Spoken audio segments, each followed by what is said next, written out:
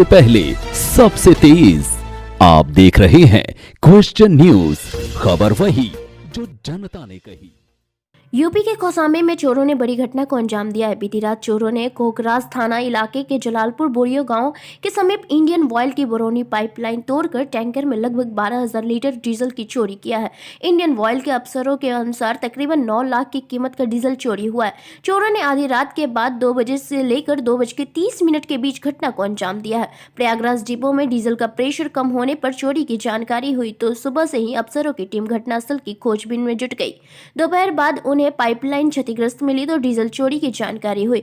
Indian oil के अफसरों ने डीजल चोरी की जानकारी एसपी को दी। मौके पर पहुंचे पुलिस ने घटनास्थल की छानबीन की। इसके बाद ही इंडियन ऑयल के अफसर क्षतिग्रस्त पाइपलाइन को दुरुस्त करने में जुट गए। इंडियन ऑयल के इंजीनियर ऋषि कुमार ने बताया कि आधी रात के बाद डिपो में अचानक डीजल का प्रेशर कम हो गया। इसके बाद ही ऊपर के अधिकारियों को जानकारी दी गई और डीजल की सप्लाई को बंद कर दी गई। लगभग 12,000 लीटर डीजल चोरी होने की उम्मीद है। फिलहाल घटना की छानबीन चल रही है। जल्द ही डीजल चोरी होने की सही मात्रा के बारे में पता लगाया जा सकता है। क्वेश्चन न्यूज के लिए कौसाम्बी से अरविंद तिवारी की report. Indian oil corporation limited की पाइपलाइन लीकेज हुई है कि किसी ने चोरी की है, ऐसा कुछ पता चल रहा है कि डीजल चोरी का मामला है, क्या है पूरा मामला? ये पिल्फरेज एक्टिविटी है। यहाँ पे कुछ जो हमारी पाइपलाइन है उसमें किसी ने लीक क्लैंप मतलब एक क्लैंप लगाने की कोशिश की है इसमें। क्या कुछ बता रहे हैं कि रात में कुछ चोरी भी हुआ है टैंकर लगा के तेल उल? इसका तो अभी हमें पुलिस तहकीकात कर रही है, तो इसके बारे में तो पुलिस से ही पता चलेगा क्या हुआ है एग्जैक्टली। अभी तो हम लोग इसको रिपेयर कर रहे हैं। तो कितने बजे क्या सर कैसे जानकारी मिली थी? ये हमारा सिस्टम है, उसमें हमें पता चला था कि यहाँ पर प्रेशर ड्रॉप हुआ था। सर शुभ नाम क्या है आपका? ऋषि। शुभ नाम सर आपका? हाँ, ऋषि। पद क्या है सर आपका आयु से? मैं यहाँ पे इलाहाबाद में काम करता हूँ, इंडियन ऑयल में। क्या पद है? मेंटेनेंस मैनेजर हूँ।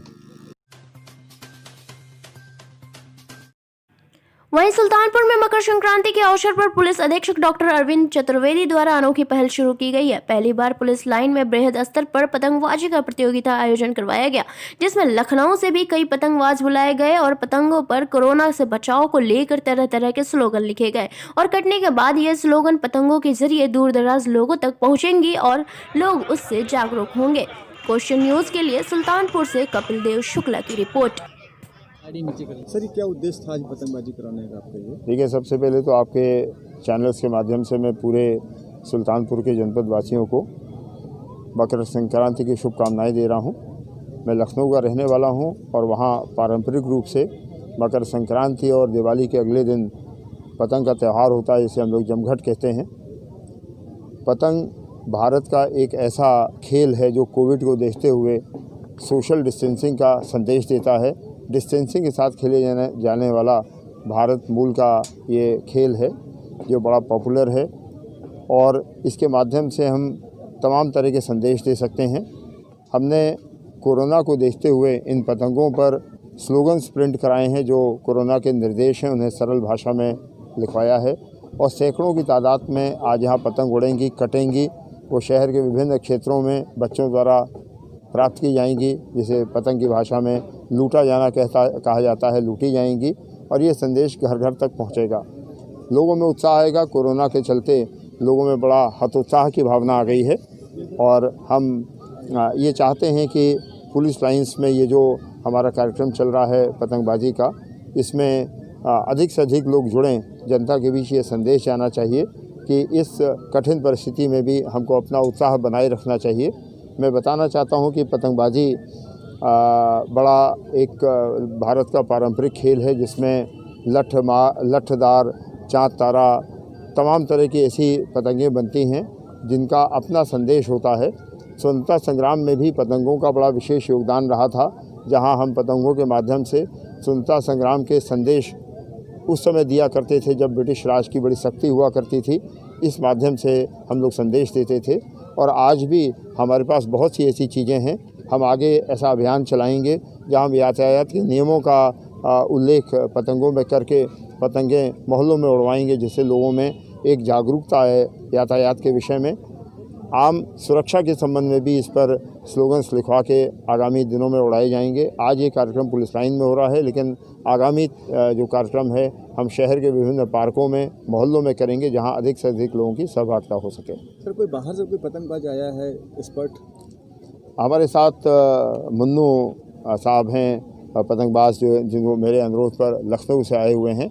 और ये भी मैं बताना चाहता हूँ दर्शकों को कि पतंगबाजी एक बहुत ही सिस्टमेटिक वो है तरीका है पतंग उड़ाने का, जिसमें बड़े नियम कायदे होते हैं।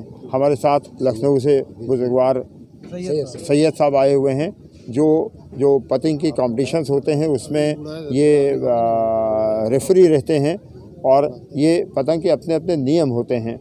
पतंग किस रंग की होगी, किस साइज़ की होगी, कितनी दूरी से लड़ाई जाएगी, इस सब के बाकायदा नॉर्म्स होते हैं।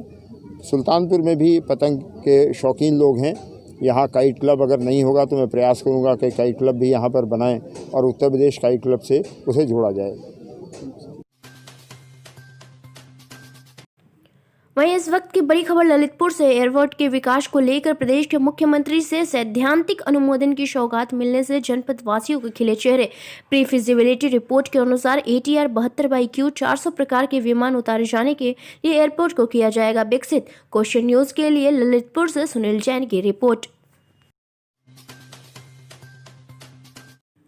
वहीं ललितपुर में तेज रफ्तार सफारी गाड़ी अनियंत्रित होकर पलटने से 2 की मौत, 2 गंभीर रूप से हुए घायल। तेज रफ्तार सफारी के सामने अचानक ट्रैक्टर आ जाने से हुआ हादसा। सफारी सवार सभी जिला मुख्यालय से कोतवाली महरौनी के ग्राम दौरौना जा रहे थे। वापस जिला चिकित्सालय के इमरजेंसी में तैनात डॉक्टरों ने एक नाबालिग किशोर और एक महिला को किया मृत घोषित। गाड़ी के ड्राइवर चंदन और एक किशोर का चल रहा है इलाज। कोतवाली महरौनी क्षेत्र के अंतर्गत ग्राम चिल्ला के पास की घटना। ललितपुर से क्वेश्चन न्यूज के लिए सुनील जैन की रिपोर्ट।